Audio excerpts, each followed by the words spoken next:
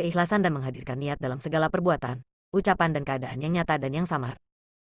Allah Ta'ala berfirman, dan tidaklah mereka itu diperintahkan melainkan supaya sama menyembah Allah, dengan tulus ikhlas menjalankan agama untuknya semata-mata, berdiri lurus dan menegakkan salat serta menunaikan zakat, dan yang sedemikian itulah agama yang benar. Quran Surat Al-Bayyinah, ayat 5. Allah Ta'ala berfirman pula, sama sekali tidak akan sampai kepada Allah daging-daging dan darah-darah binatang korban itu, tetapi akan sampailah padanya ketakwaan dan engkau sekalian.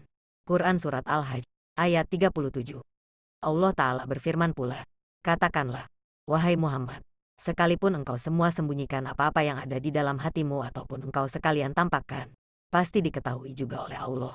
Quran Surat Ali Imran, ayat 29.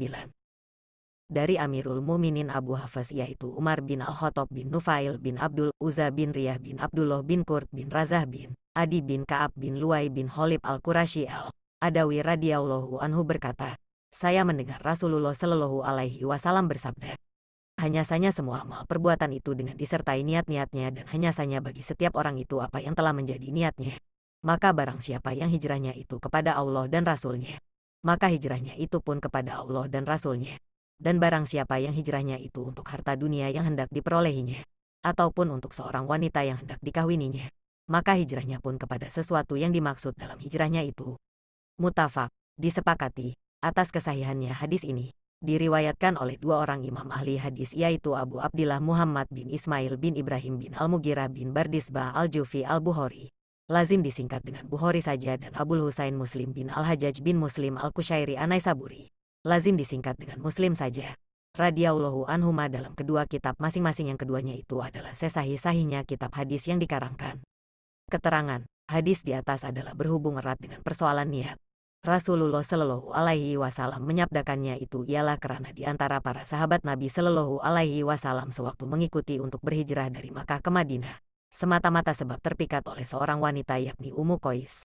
Beliau Shallallahu Alaihi Wasallam mengetahui maksud orang itu, lalu bersabda sebagaimana di atas. Oleh karena orang itu memperlihatkan sesuatu yang bertentangan dengan maksud yang terkandung dalam hatinya, meskipun sedemikian itu boleh saja, tetapi sebenarnya tidak patut sekali sebab saat itu sedang dalam suasana yang amat genting dan rumit, maka ditegurlah secara terang-terangan oleh Rasulullah Shallallahu Alaihi Wasallam.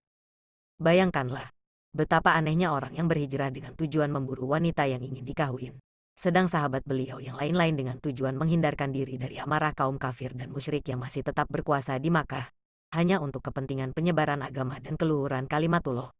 Bukankah tingkah laku manusia sedemikian itu tidak patut sama sekali? Jadi oleh sebab niatnya sudah keliru, maka pahala hijrahnya pun kosong. Lain sekali dengan sahabat-sahabat beliau Shallallahu Alaihi Wasallam, yang dengan keikhlasan hati bersusah payah menempuh jarak yang demikian jauhnya untuk menyelamatkan keyakinan kalbunya. Pahalanya pun besar sekali karena hijrahnya memang dimaksudkan untuk mengharapkan keredaan Allah dan Rasulnya. Sekalipun datangnya hadis itu mula-mula tertuju pada manusia yang salah niatnya ketika ia mengikuti hijrah, tetapi sifatnya adalah umum. Para imam mujtahidin berpendapat bahwa sesuatu amal itu dapat sah dan diterima serta dapat dianggap sempurna apabila disertai niat. Niat itu ialah sengaja yang disembunyikan dalam hati. Ialah seperti ketika mengambil air sembahyang atau wudhu, mandi, salat dan lain-lain sebagainya. Perlu pula kita maklumi bahwa barang siapa berniat mengerjakan suatu amalan yang bersangkutan dengan ketaatan kepada Allah, ia mendapatkan pahala. Demikian pula jikalau seseorang itu berniat hendak melakukan sesuatu yang baik, tetapi tidak jadi dilakukan, maka dalam hal ini orang itu pun tetap juga menerima pahala.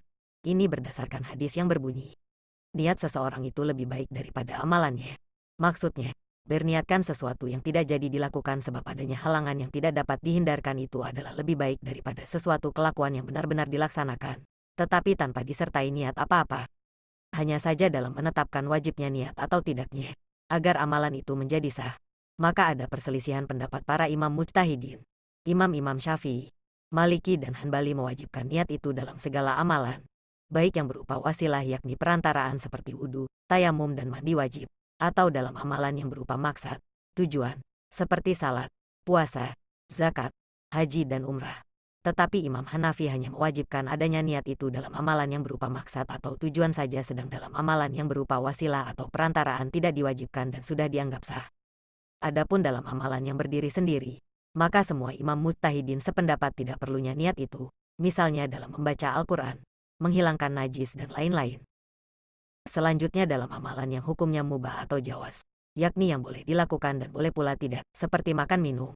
Maka jika disertai niat agar kuat beribadat serta bertakwa kepada Allah atau agar kuat bekerja untuk bekal dalam melakukan ibadat bagi dirinya sendiri dan keluarganya, tentulah amalan tersebut mendapat pahala. Sedangkan kalau tidak disertai niat apa-apa, misalnya hanya supaya kenyang saja, maka kosonglah pahalanya.